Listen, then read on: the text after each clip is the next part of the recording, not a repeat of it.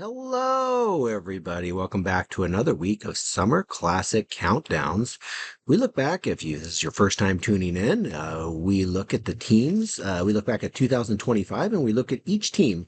We give a little 1 minute synopsis of how your team did and where it ranked in the grand scheme of things. There were 90 teams that ended up playing in last year's Summer Classic. So let's find out where your team does. We do this. We highlight 10 teams each week until we count down to number one, and that takes us right into the 2026 Summer Classic here in Coeur d'Alene, Idaho, right back on the field. So, um, without further ado, let's take a look at, in case you missed it, who we reviewed last week. So last week, looking at teams number 79 through 70, we kicked things off with Battle Round. Stacy Stevens' team from Coeur d'Alene, Idaho. This was their fifth tournament. Number 78 was Raptors. They actually had a really good tournament bouncing back from the year before. They were ranked number 78, Nate's team from Spokane. Number 77 was a first year team, Master Batter from Spokane. This is Isaac's team. Number 76, TC's team took her team all the way to the Aluminum Championship and a great run for No Glove. Number 75 returned to sender. This was Mikey's team, putting a team in for the first time. Summer's team from 74 was Rip It for Ryan out of Kennewick. Number 73, Team Be Better. This was the team from Alaska who had placed last many times in our tournament. They took home the Aluminum Championship. Nice job. Number 72, we've got the Runs. Number 70, that's Corey's team from Olympia. There was two, we've got the Runs. This was the second of the two teams. We've got the Runs. Corey's team from Olympia, they were a first-year team. Number 71, this is Tom Samuel's team. Mimi Poo plus a few. From Lewiston, Idaho, is great to have. We had a lot of Lewiston teams as we will look at going through the recaps. This is the first of the Lewiston teams. And number 70, I know this team. This is Huboff's Landscaping from Coeur d'Alene. This was our 15th year playing in the tournament, still looking for our first championship, though. Okay, let's get things started for this week. This week, number 69 checking in is the 208 Outlaws. This should be a Cleats and Cleavage, I think, at one time. Now they're at 208 Outlaws. This is Carter Lopez's team from Kamiah, Idaho. This is their third tournament. They brought a team up from Kamiah, or only team from Kamiah. Last year they ranked 67th. They played out of Group T, where they went 1 and 2. They took on Sunday Sinners, which ended up being a really good team out of Spokane. They just lost to them 11 to 10. Then they took on Stacy Segor's team from Sweet Spot. This is a team that's played in the tournament, I think, 13 years from Coeur d'Alene. They lost to them 15 or 12 to 5. But then they were able to beat Sierra Harding's team from Coeur d'Alene. Scared Hitless, they were able to beat them 15 to 5. So that put the 208 Outlaws in the nickel division. I think the second year in a row they played in the nickel division, where they took on the Base Invaders, Kim Nelson's team, in a really good first round game. They fell short 14-11. So Carter's team, number 69, the 208 Outlaws. Yeah, and I was just talking about this team, number 68, is Sweet Spot. Sweet Spot has, this is Stacy Segor's team out of Coeur d'Alene, Idaho. Sweet Spot has played in league out here for, I feel like it's been 20 years. This is their 13th year they've been in the Summer Classic, so almost every one. 2024, they were ranked 54th, and they had a couple back-to-back really good runs in the tournament. They played out of Group T, where they ended up taking the title in Group T. They went 2-0-1. They were able to beat Scared Hitless 19 to 9, and then they beat 208 Outlaws. We just talked about them 12 to 5, and then they tied the Sunday Sinners 12 to 12. They ended up winning the group overall, though, and taking home due to tiebreaker on the score. So that put them in the nickel division, where they once again taking home some more hardware. So Group T taking home a plaque there, but in the nickel division they played Pitches and Bros, and in a fierce battle, they lost 13 to 9 in the first round, but hopefully Sweet Spot is back, number 60. Okay, number 67.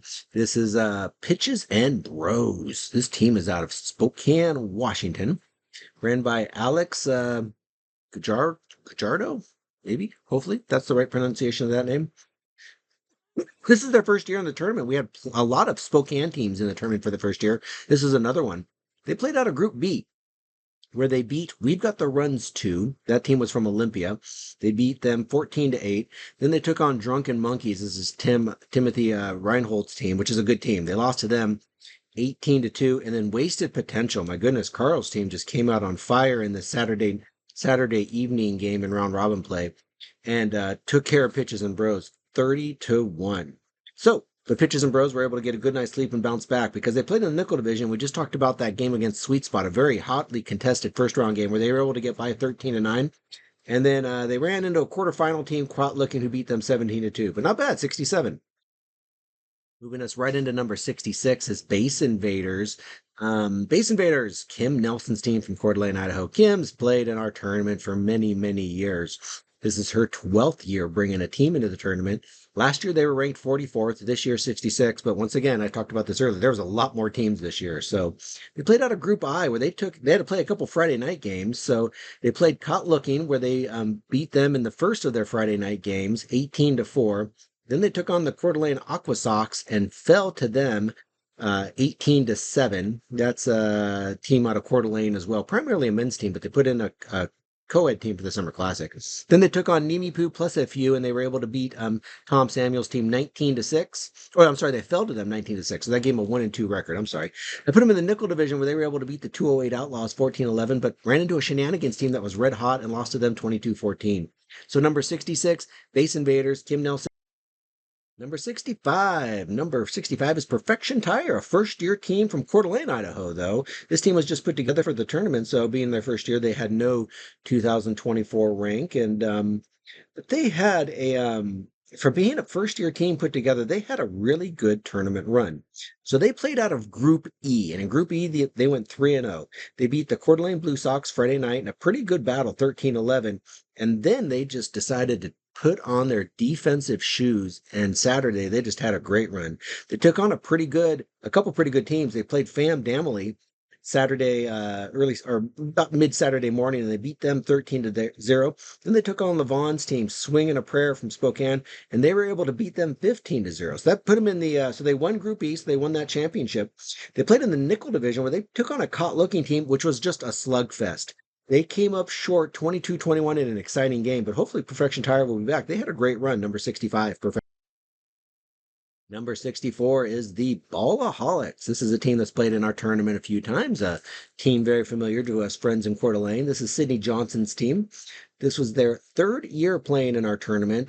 Their 2024 rank was 56. They fell to 64th, but once again, as I've said before, we had about 30 new teams in, so a lot of teams ended up falling, even though they did better. And they did do better. They played out of Group P, where they went 3-0. They beat Showtime Northwest 13-2 Friday night. Then they took on the Master Batters, which ended up being a pretty good team from Spokane, beat them 13-6.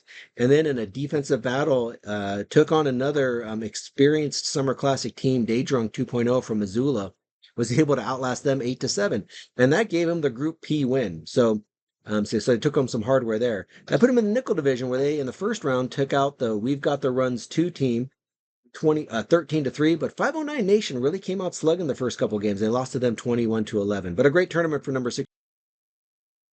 Okay, number 63, we just chitty-chatted about this team a little bit. It's the 509 Nation.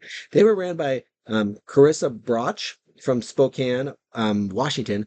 This was their first time ever in the tournament, so we welcomed 509 Nation over there. Another Spokane team coming over, so we had a good draw from Spokane this last year. They played out of Group U, where they went 1-1-1. They took care of the they lost to Huboff's Landscaping. Sorry, Friday night, 15-9, but then they bounced back. They beat Rip It for Ryan in some morning action play Saturday, 9-5, and then they took on a really good Bad Decisions team and tied them 9-9. That put them in the nickel division where they made a run. We talked about it a little bit earlier. They outslugged Return to Sender in the first round, 20-7. And then once again, bringing out their big sticks, they beat Ballaholics putting up another 20 spot, 21-11, until they ran into Sunday Centers, and maybe they just ran out of gas. They lost 21-3. Overall, though, a great showing for Kirsa and her squad. All right, number 62. And 62 is Day Drunk 2.0, formerly known as Team Day Drunk. They had a different captain this year. Brittany had been running the team, but Ryan Painter took over the team this year since Brittany couldn't make it. And he's a guy who's been playing this tournament a long time. They are out of Missoula, Montana, and this is their 9th year playing, and they were ranked 57th last year. So Group P is what they played out of, and they went 2-1. They were able to beat the Master Batters 17-9. And then they took on Showtime Northwest in a low-scoring defensive game. They beat them 6-4, and then just came up short to take home the Group P title.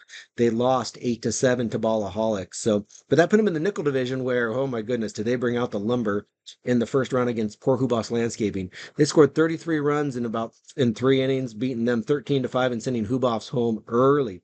Took them into the quarterfinals, where they played a Sunday Centers team that ended up playing, having a really good tourney.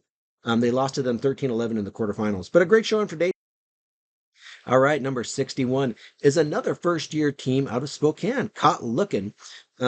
This is Alicia Bendish's team. I accidentally misspelt this team. There's no G on Lookin', and I didn't catch that, but that was their first year um, playing in the tournament, like I said, out of Spokane. They played out of Group I, where they took on Base Invaders, and they lost to them 18-4. And then they played the CdA Aqua Sox, where they lost to them 14-3, but were able to get by Nimi Poo plus a few for their first tournament win Saturday night, winning 15-4. That put them in the nickel division, but that they made a little bit of a run here. They took out a really good Perfection Tire team, 22-21, and then they just came alive against Pitches and Bros, beating them 17-2, before finally falling to Shenanigans, who had a really good Sunday. They lost to them 15-5. But Alicia, for a first-year team, I thought did really good. Number 61, Caught Lookin', out of Spokane. Okay, and we come to the last team, number 60, that we're going to look at this week. It's Sunday Centers, and we've talked about this team quite a bit with some of the other score recaps. Dylan Ramey's team from Spokane. This is another Spokane team with another first year in the Summer Classic. So we appreciated all the Spokane teams who came over to support the Summer Classic this year. Thank you very much to all of you guys. They played out of Group T, where they went 2-0-1. They took out the 208 Outlaws in their first game, 11-10. Then they were able to outdistance Scared Hitless 16-6.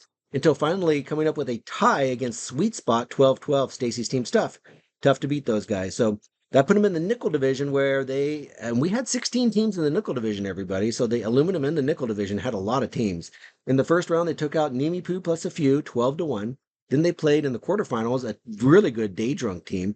They beat them 13-11. In the semifinals, they got a little bit of a break. They got the sticks going and were able to take care of 509 Nation 21-3. And then in a really good championship game, this was a fun game to watch. I caught the last couple of innings against Shenanigans. They ended up coming up short 17-14, but nothing to hold your head about. Dylan and friends, you guys had a great tournament, number 60, Sunday Sinners. Gabriel will take home some hardware. Next week, we'll look at teams number 55 through 50 as we count down through the summer, last year's Summer Classic rankings.